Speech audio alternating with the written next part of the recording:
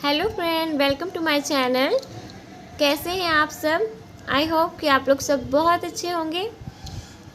तो हम लोग जो चैप्टर कर रहे थे वो वृद्धि और विकास के बारे में था, और ये चैप्टर जो है थोड़ा बड़ा है और बहुत इम्पोर्टेंट भी है। इसका एक भाग कल हम आप लोगों को पढ़ाएंगे। आज हम वृद्धि के प्रकार पढ़ाएंगे और कल विकास के प्रकार पढ़ाएंगे, ठीक है। तो आप लोगों को अगर कोई भी प्रॉब्लम हो तो प्लीज़ कमेंट में आकर पूछें, अगर कोई भी डाउट हो या कुछ समझ में नहीं आ रहा है तो।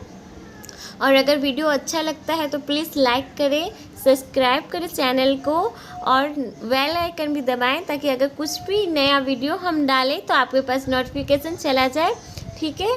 और अब हम वीडियो को स्टार्ट करते हैं। तो सबसे पहले जो है हम लोग कल जो पढ़े थे उसको एक बार रिवाइज कर लेते हैं। तो हम लोग कल क्या पढ़े थे? कल हम लोग विकास और वृद्धि के बारे में पढ़े थे, इनके डिफरेंसेस के बारे में थोड़ा पढ़े थे, ठीक है। तो अभी हम लोग देखेंगे। तो जो विकास है वो गुणात्मक परिवर्तन है। कल हम आप लोगों को डिटेल से बताए थे। जो नहीं देख पाए प्लीज़ जाकर वो वीडियो को चेक करें, ठीक है। तो विकास गुणात्मक परिवर्तन है और वृद्धि मात्रात्मक परिवर्तन है, ठीक है।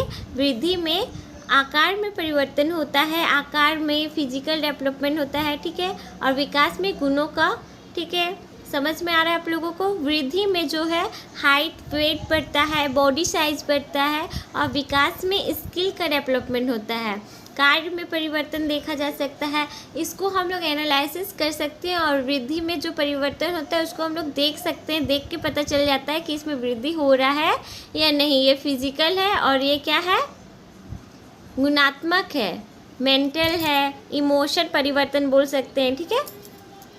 अब हम लोग जो आज का टॉपिक हमारा स्टार्ट होगा वो है बालक में वृद्धि से। तो बालक में वृद्धि को 5 भागों में बांटा गया है, ठीक है। बालक में वृद्धि को 5 भागों में बांटा गया है। पहला है गर्भकाल। पहला क्या है? गर्भकाल, जो कि 0 से 9 महीने का होता है। एक यही ऐसा काल है जो जन्म से पूर्व का होता है। उसके बाद है शेषावस्था। शेषावस्था जो है वो जन्म से 3 साल तक चलता है, ठीक है। किसी किसी पुस्तक में 2 वर्ष भी होता है, उतना कंफ्यूज नहीं होना है। अलग अलग पुस्तक में अलग अलग दे दिया रहता है, लेकिन एवरेज हम लोग 2 से 3 साल मानते हैं। तो जन्म से लेकर 3 साल के वर्ष को शेषावस्था कहा जाता है। और तीसरा है हमारा बाल्यावस्था। बाल्यावस्था जो है वो 4 से 12 वर्ष तक के समय को बाल्यावस्था कहा जाता है।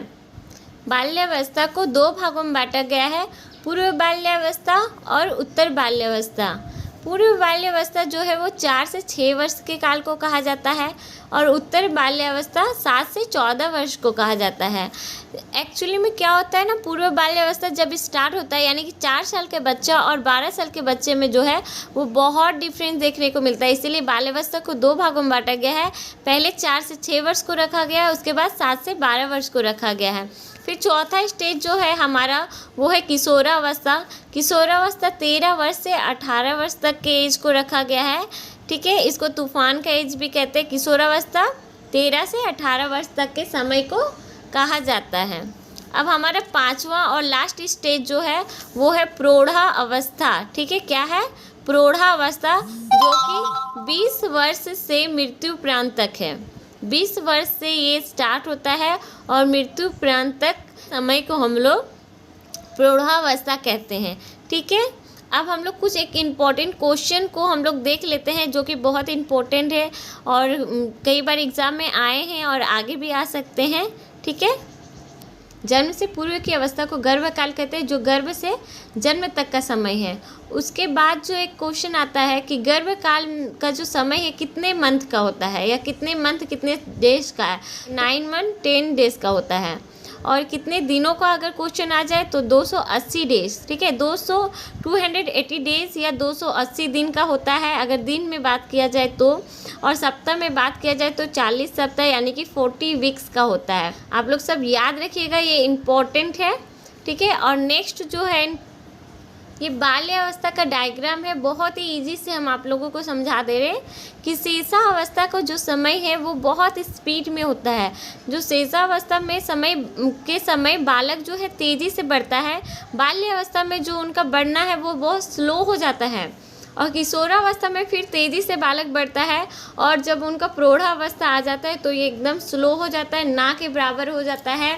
ठीक है। अब हम लोग यहाँ ध्यान देंगे कि बाल्यावस्था में बालक बढ़ते तो है लेकिन एकदम कम, ठीक है। प्रौढ़ावस्था तक जिनका लंबाई जितना बढ़ना रहता है बढ़ जाता है, वेट वगैरह चेंज हो सकता है लेकिन हाइट बढ़ जाता है। बाल्यावस्था में लड़कियों का जो हाइट होता है वो लड़कों से ज़्यादा होता है, लेकिन किशोरावस्था के अंत तक लड़कों का हाइट बढ़ जाता है और लड़कियों का हाइट कम रहता है, ठीक है।